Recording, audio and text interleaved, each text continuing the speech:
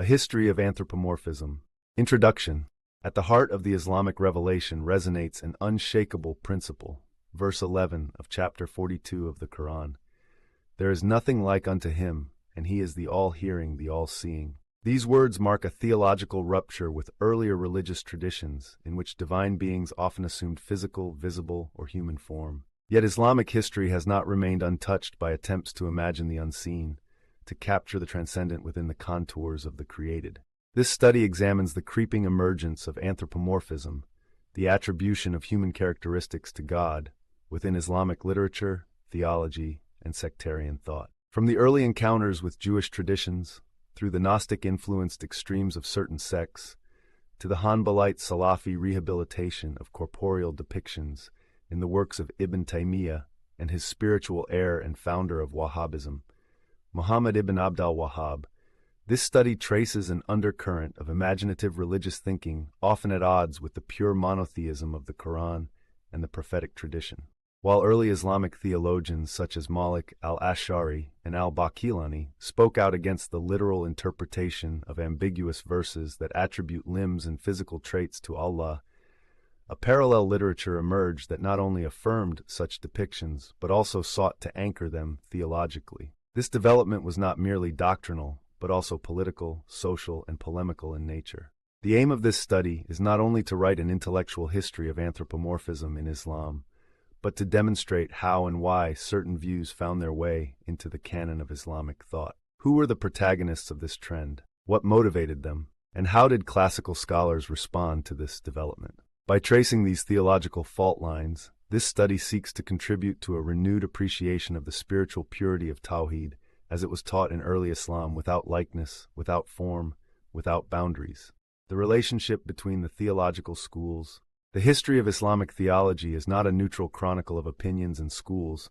It is a battlefield where truth and falsehood have constantly clashed. From the moment sectarian movements entered the Muslim world, often disguised as pious reinterpretations or intellectual reorientations, true scholars rose up. They did not passively watch as the pure faith was distorted by false claims, deceptive reasoning, and a stream of esoteric or philosophically tainted ideas. With the sharp sword of knowledge and insight, they entered the field of polemics to purify the faith of every form of untruth. In various regions of the Islamic world, depending on the cultural and intellectual challenges of their environment, different theological schools emerged as bastions of creed. They stood against a wide range of errors, from the rationalist excesses of the Mu'tazila to the mystical deviations of Shiite sects and the corporealist iconoclasm of the anthropomorphists. These schools did not shy away from intellectual debate, but employed the tools of their time, logic, language, and philosophy, to defend Islam on its own terms. What set them apart was the purity of their intention and their fidelity to revelation. They did not adopt innovations to impress, but assessed everything against the Book of Allah and the tradition of His Messenger, peace be upon him. What was useful and legitimate, they accepted, and what conflicted with the core of Tawhid, they resolutely rejected. Their efforts crystallized into three main schools that together formed the intellectual defense line of Islamic theology: the Athari, Ash'ari, and Maturidi schools. These three representatives of orthodox belief, though differing in method and style, found unity in their shared mission. They stood shoulder to shoulder in defending the oneness of Allah, and their mutual relations were characterized by friendship, mutual respect, and collegiality. No hostility, no takfir, no division, only unity in the defense of divine truth. This remained the case for centuries, until a tragic rupture occurred in the 5th Islamic century, a rupture that would disturb the harmony between the schools and burden the Muslim community with internal strife. This event is known as the Fitna of Ibn al-Qushayri, a tear in the fabric of intellectual solidarity. Regarding this crisis, the historian and Islamic scholar Ibn Asakir writes in Tabin Kadib al-Muftari p. 163 the following: The Hanbalis in Baghdad had historically stood side by side with the Ash'aris against the followers of innovation, because the Ash'aris were the spokesmen among the people of affirmation, ithbat. When one of them spoke out against an innovator, he would do so with the tongue of the Ash'aris, and when someone among them delved into the fundamental matters of belief, he would learn from them. And so it continued until the dispute arose in the time of Abu Nasr ibn al-Qushayri. What had once been cooperation between Islamic scholars to protect Islam from heretical infiltration was, from that moment on, undermined by suspicion, political manipulation, and sectarian agitation. This history not only warns us about the dangers of deviant beliefs, but also about the internal divisions that emerge when sincere differences are exploited by extremists and zealots. The renowned historian and hadith scholar Ibn Kathir writes in Al-Bidayah wa Al-Nihaya, Vol. p. 115, the following: In the month of Shawwal of that year, a violent fitna broke out between the Hanbalis and the Ash'aris in Baghdad. The reason for this was the arrival of Aba Nasr ibn al-Qushayri in the city. He began giving public lectures at the Nizamiya Madrasa, during which he did not hesitate to harshly criticize the Hanbalis. He openly accused them of anthropomorphism, a charge that at that time was tantamount to heresy. He was supported in this campaign by Abu Sa'd al-Sufi, and the influential scholar Sheikh Abu Ishaq al-Shirazi also took his side. Together, they wrote a letter to the vizier Nizam al-Mulk in which they expressed their complaints about the Hanbalis and requested his intervention.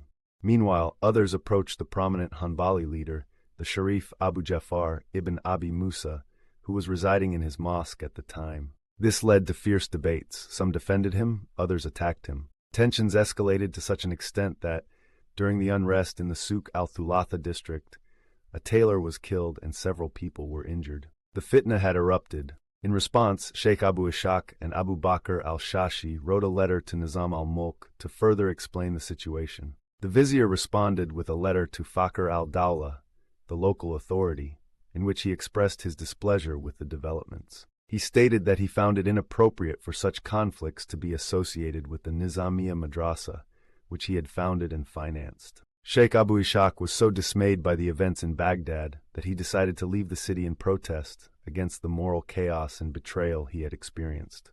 The caliph, aware of the impact his departure would have, sent him a message to calm him. A reconciliation meeting was then arranged by the vizier, attended by Abu Ishaq, the Sharif Abu Ja'far, Abu Sa'd al-Sufi, and Ibn al-Qushayri. During this meeting, the vizier addressed the Sharif Abu Ja'far with notable respect, both in words and actions. Then Sheikh Abu Ishaq stood up, approached Abu Ja'far, and said, "I am the same person you once knew when I was young. Here are my books on theology, in which I clearly speak out against various Ash'ari positions." He then kissed Abu Ja'far's head.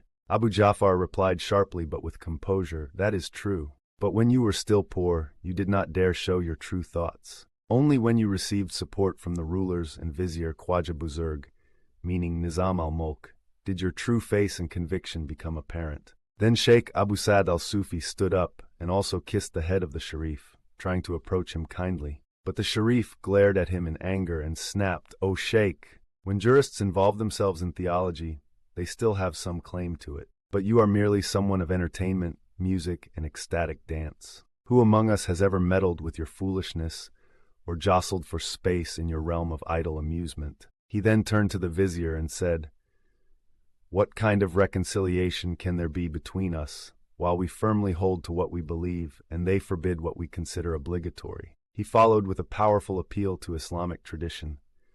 The grandfather of the current caliph, Caliph al-Qaim, and before him, Caliph al-Qadir, both publicly declared their creed, which fully affirmed the doctrine of Ahl al-Sunnah wa al-Jama'ah, the orthodox creed of the pious predecessors. And we are still upon that path, as it was then affirmed by both the Iraqis and the people of Khorasan. Their creeds were even publicly read aloud in all government offices. The vizier then sent a report of what had transpired to the caliph. The caliph responded with a message of gratitude to all present, and especially to the Sharif Abu Ja'far. He invited him to the caliphal palace for an official greeting and to seek blessings from his prayer. Before this event, there was no conflict between the Ash'aris and Hanbalis. In fact, Ibn Asakir notes in his Tabi'in Katib al-Muftari, p. 221, that Abu al-Hasan al-Hanbali once told his colleagues and students, "Cling to this man," meaning al-Baqillani, "for without him, you cannot understand the prophetic tradition." This clearly shows that the scholars of both the Ash'ari and Hanbali schools worked together peacefully and with mutual respect and recognized each other's scholarship until the event of Ibn al-Qushayri. They visited one another, consulted each other, and honored each other's knowledge. This is unambiguously documented in historical sources. Even Ibn Taymiyyah acknowledges this, despite his strong opposition to the Ash'aris on certain points. In his Majmu al-Fatawa, vol. 6, 53, he writes the following: "The Ash'aris are essentially an offshoot of the Hanbalis, just as the Kalam theologians among the Hanbalis, in their use of logical analogies, form a branch of the Ash'aris. The actual division only arose with the incident involving Ibn al-Qushayri." In the same work, vol. 4p. 17, Ibn Taymiyyah states, Abu al-Qasim ibn Asakir said, "The Hanbalis and the Ash'aris were always united and never divided until the fitna of Ibn al-Qushayri took place." In another passage of the same work, vol. p. 186, he even admits the following: "Among the Hanbalis, too, there are people of innovation, although innovation is more common among others. Their innovation usually consists of exaggeration in affirming attributes that evoke anthropomorphism to Allah, and in excessive condemnation of their opponents through takfir and other matters." It is noteworthy in this context that Ibn Taymiyyah adopts a fickle, if not bipolar, attitude towards this issue. In some of his works, provided they are not the product of forgery or editorial manipulation, he slips into clear expressions of anthropomorphism. At the same time, in other writings, he vehemently rejects similar ideas. This contradiction has made him, to this day, a source of division, speculation, and controversy within the Muslim world. Some Muslim historians, such as Ibn Hajar al-Asqalani and Shihab al-Din al-Nuwairi, have reported that he repented in the later stages of his life. At the same time, there are scholars who question the sincerity of that repentance, suspecting it may have occurred under pressure from political authority. In any case, the point should not be to argue about individuals, but rather to judge and reject erroneous views and incorrect beliefs based on their own merits. The renowned hadith scholar and historian al-Dahabi writes in his magnum opus Siyar Alam al-Nubala, vol. 17, 459, in the biography of the eminent hadith scholar Abu Nu'aym al-Isfahani al-Ash'ari, "There was excessive partisanship between the Ash'aris and the Hanbalis, which led to fitna, slander, and prolonged unrest. Some hadith scholars turned their pens into knives against Abu Nu'aym, and the man barely escaped death. I.e. al-Dahabi say these are not true hadith scholars, but corrupt ignoramuses. May Allah keep their evil far from us."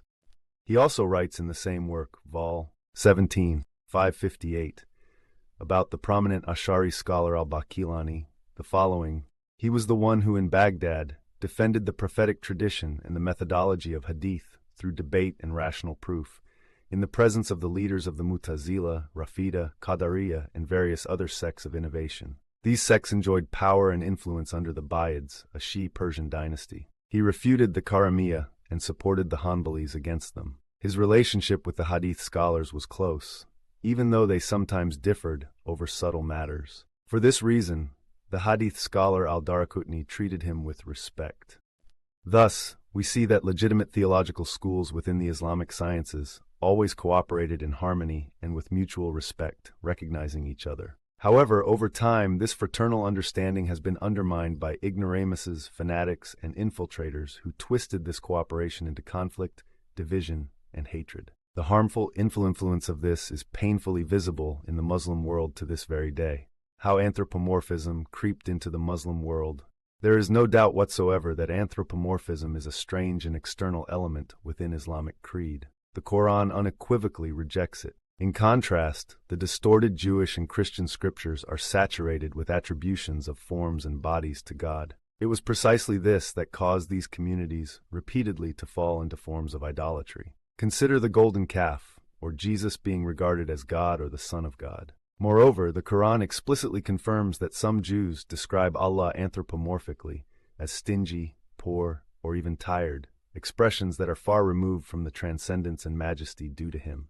The prominent Kalam scholar Fakhr al-Din al-Razi writes in Asas al-Taqdis, p. 19, the following: "Know that those who claim that Allah, exalted is He, has a body are divided among themselves. Some of them assert that He has the shape of a human being. Of the anthropomorphic sects within the Muslim community, it is reported that they describe Him in the form of a young man, whereas the anthropomorphists among the Jews represent Him as an old man." Abu Mashar al-Munajjim mentioned that the reason people in earlier times turned to the worship of idols originated from their adherence to the concept of the mushabiha. They believed that the Lord of the worlds was a great light. Upon this belief, they made an idol, the largest among them, in the image of this supposed God, and also smaller images representing angels. They then engaged in worship of these images, believing that by doing so they were venerating Allah and the angels. This shows that idolatry is essentially a logical consequence of anthropomorphism. In another work of his, Itiqadat Firaq al-Muslimin wa al-Mushrikin, p. 97, he writes, "Most Jews are mushabaha." The beginning of the rise of anthropomorphism within Islam took place among the Rafida, Shiite offshoots, such as Hisham ibn al-Hakam, Hisham ibn Salim al-Jawaliki, Yunus ibn Abd al-Rahman al-Kumi, and Abu Ja'far al-Ahwal. This explains the origin of anthropomorphism. Yet the fundamental question remains, how did this anthropomorphism infiltrate Islamic literature? The answer lies in the influence of Jewish and Christian converts to Islam, such as Ka'b al-Ahbar and Wahb ibn Munabi, who after their conversion continued to cite passages from their own religious traditions, including the Israeliyat, which abound with anthropomorphic depictions. Some Islamic scholars were influenced by this. One of them was Muqatil ibn Sulaiman. Regarding him, the prominent hadith scholar Ibn Hibban writes in his work Al-Majruhin, Vol. 3, 14. He took from the Jews and Christians knowledge of the Quran that corresponds with their books, and he was an anthropomorphist who equated the Lord with the creatures. However, this problem was not limited to the mere transmission of Israeliyat, as was frequently done by anthropomorphic hadith scholars and Hanbalis such as Ibn Sa'id al-Darimi, Ibn Manda, Abu Ya'la, and Abdullah ibn Ahmad, assuming that the book al-Sunnah attributed to him is not a hoax. Some even went a step further and did not hesitate to falsely attribute such narrations to the Prophet Muhammad, peace and blessings be upon him. It is important to emphasize in this context that not every hadith scholar who cites such narrations in their works can automatically be classified as an anthropomorphist. The early hadith scholars employed the method of citing all narrations, accompanied by their chains of transmission, which serve as tools to assess the authenticity of the particular narration. By mentioning the chain, they delegate responsibility to the person to whom the hadith is transmitted, usually another hadith scholar, who is capable of verifying the reliability and degree of authenticity based on that chain. This implies that merely quoting a narration does not mean that the scholar endorses its content or guarantees its genuineness. This is a well-known principle among experts and insiders in the hadith sciences. A popular hadith scholar often associated with anthropomorphism is Ibn Khuzaymah, mainly due to his book Al-Tawhid. In this work, he cites narrations which, in their literal form, may give the impression that he held anthropomorphic views. These selections have led to strong criticism from numerous Islamic scholars. While some of these criticisms may be exaggerated, they certainly contain elements of truth. At the same time, it is important that when evaluating scholars like Ibn Khuzaymah, one does not get carried away by polemics or blind rejection. Criticism should be just and constructive, while maintaining respect for his status as a prominent hadith scholar. One of the most balanced attitudes towards him is expressed by al-Jahabi in Siyar Alam al-Nubala, Vol. 14p. 374, which reflects a stance of respectful appreciation combined with critical vigilance, an exemplary approach that still deserves to be followed today. Ibn Khuzaymah holds a great status in the hearts and a loftiness in the souls due to his knowledge, piety, and dedication to the prophetic tradition. His book Al-Tawhid is an extensive work. Among other things, he interpreted the hadith regarding the form of Adam. Let whoever interprets certain ambiguous attributes be excused. However, the pious predecessors did not engage in such interpretations. They believed in them without discussing, entrusting the knowledge of them to Allah and His Messenger. Indeed, if we were to reject every scholar who made an intellectual error, despite his sincere faith and effort to follow the truth, and label him an innovator, then almost none of the scholars would remain free from blame. May Allah have mercy on them all by His grace and mercy. It is noteworthy that al-Zahabi, in another of his works, namely Al-Ulu on p. 207, classifies Ibn Khuzaymah among those who excessively adhere to the literal affirmation of ambiguous religious texts. Another influential scholar whose works are often cited in support of anthropomorphic ideas is Abu Ya'la al-Farra. Although he was known as an authoritative jurist within the Hanbali school of law and counted among the prominent scholars of his time, he too became entangled in the quicksand of strictly literal interpretations and tendencies toward anthropomorphism. As a result, his writings have remained to this day a favored source for those who, openly or secretly, have incorporated anthropomorphism into their creed. Al-Lahabi writes about him in Siyar Alam al-Nubala, vol. 30p. 462-463. The judge Abu Ya'la lacked thorough knowledge of hadith criticism, ilal al-hadith, and the assessed reliability of narrators. Consequently, he cited many weak and flawed narrations both in the field of creed and jurisprudence, due to his limited insight into chains of narration and ilm al-Rijal, biographies of narrators. The author of the historical work Al-Kamil, namely the prominent historian Ibn al-Athir, expressed sharp criticism of him and said about him, he is the author of the book Al-Sifat, the attributes of Allah, in which he mentioned the strangest matters. The way he arranged the chapters indicates pure anthropomorphism, tadzim, and Allah is exalted above what he describes. End quote. Ibn al-Athir. Regarding his expertise in Islamic law, his knowledge of the various legal opinions, and his familiarity with the transmitted statements of Imam Ahmad and their differences, he was considered an unparalleled authority. May Allah have mercy on him. Anthropomorphism was broadly refuted with compelling arguments, causing it to lose much of its following within the Muslim world, until a new phenomenon arose, Wahhabism. The origin and growth of Wahhabism. Wahhabism emerged as a religious political movement under the leadership of Muhammad ibn Abdul Wahhab al-Najdi, 1703-1792. From a religious perspective, he became the leader, while Muhammad ibn Sa'd took on the political and administrative leadership. One sought to spread an ideology and turn it into faith. The other aimed to establish political authority and rule.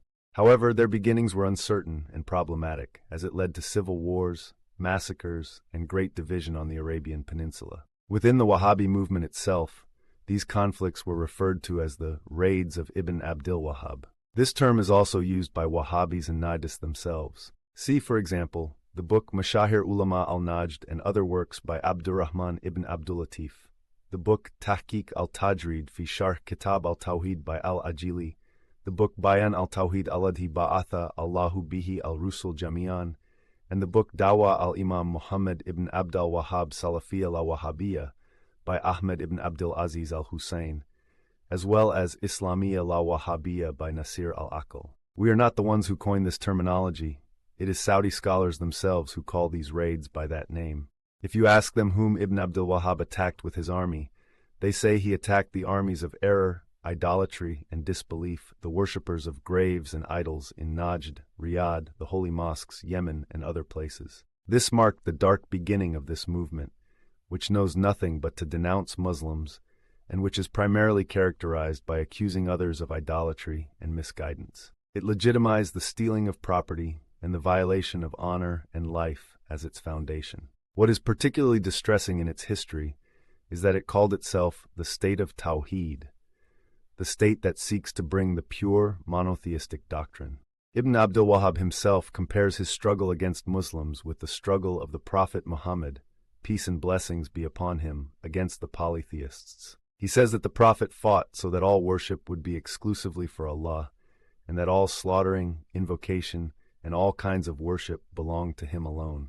Ibn Abdul Wahhab and his followers compare the idolatry of the polytheists, who openly worship their idols, with the practice of seeking intercession and blessings through the Prophet, which the companions and classical Islamic scholars explicitly recognized as permissible. The greatest misconception in Ibn Abdul Wahhab's ideology is his claim that the Prophet fought the polytheists because they were polytheists. This is a deception and a stance born out of ignorance. The Prophet came to call people gently to Allah. He did not fight them because of their disbelief, but because they attacked him and initiated war. The idea that the Prophet was sent to kill polytheists and those who reject his call is solely a viewpoint held by Ibn Abdul Wahhab and his followers, which Islamic history and the broader Muslim community do not accept. This way of thinking is identical to that of ISIS, Al-Qaeda, and similar Wahhabi and Islamist movements.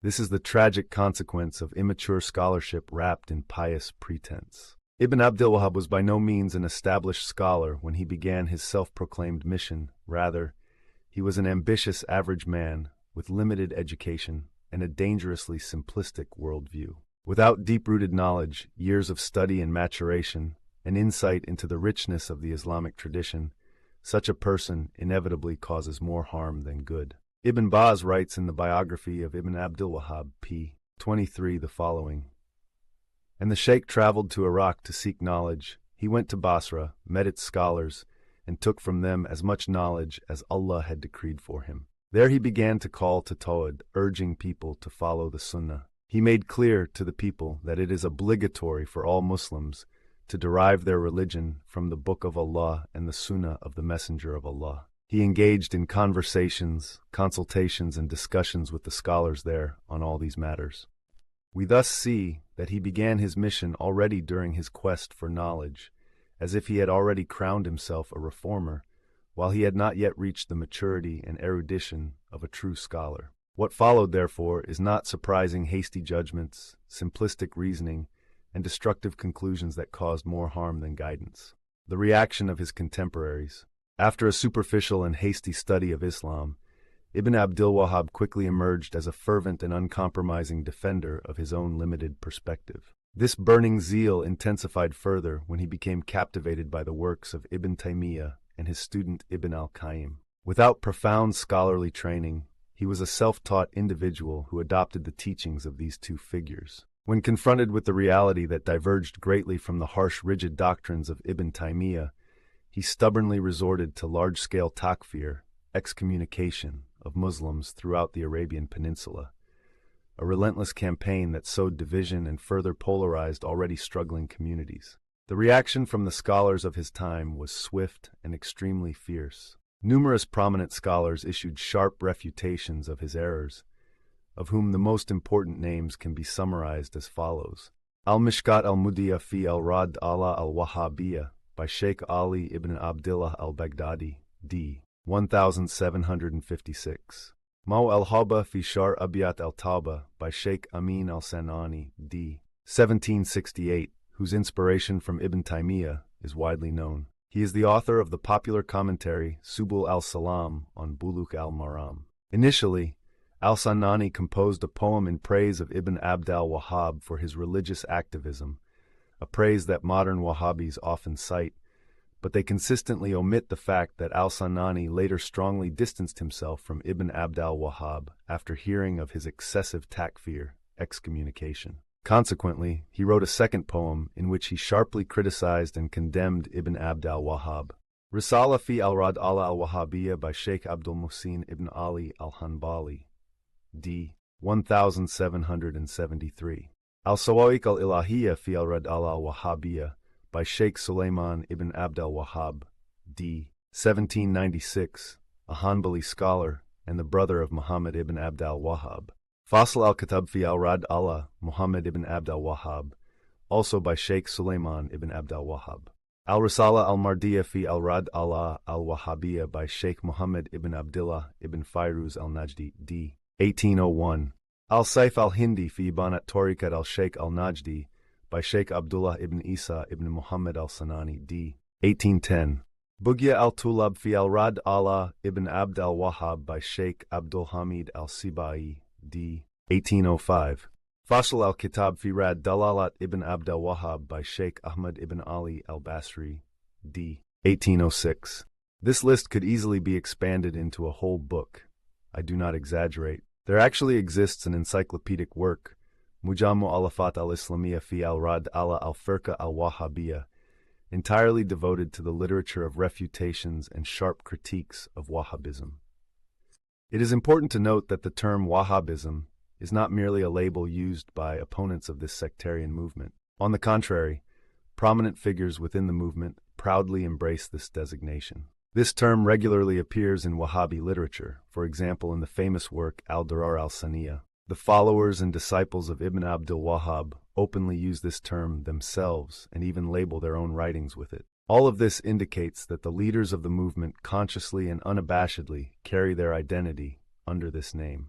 Ibn Abdul Wahhab was a superficial mind and a man of limited knowledge who mistakenly presented himself as a reformer and scholar. His language betrays his lack of education, and his reasoning reveals intellectual poverty. This is not a mere accusation, but a judgment shared by prominent scholars from his time until today. For instance, Sheikh Muhammad Anwar Shah al-Kashmiri, one of the foremost hadith scholars of the past century, wrote in his Fayd al-Bari ala Sahih al-Bukhari, Vol. p. 252 the following about him. As for Muhammad ibn Abdul Wahhab al-Najdi, he was a slow-witted man with little knowledge, who hastened to judge others as disbelievers. It is not appropriate for anyone to engage in this domain, except those who are vigilant, thorough, and well-versed in the various forms and causes of disbelief. The historical sources, including those from Najd and even from Wahhabi historians themselves, unequivocally show that Ibn Abdul Wahhab and his followers were responsible for unprecedented bloodshed in Muslim lands. Their method was as simple as it was ruthless. First, the Muslims around them were declared unbelievers next. Their blood was deemed permissible to shed, and their property was seized as spoils of war. According to this sect, only they were the true believers, while the rest of the Muslim world had, in their eyes, fallen into idolatry and blasphemy. Under the guise of Tawheed, an ideological genocide was committed against the Islamic community. For this reason, they are still compared to the early Islamic sect of the Khawarij. The prominent jurist Ibn Abidin writes in his Hashiyah Vol. 4p. 262 the following: They believed that they alone were the true Muslims, and whoever did not share their conviction was an idolater. On this basis, they declared it permissible to kill Sunnis, including their scholars. But Allah the Exalted broke their power, destroyed their lands, and caused the armies of the Muslims to triumph over them in the year 1233 AH.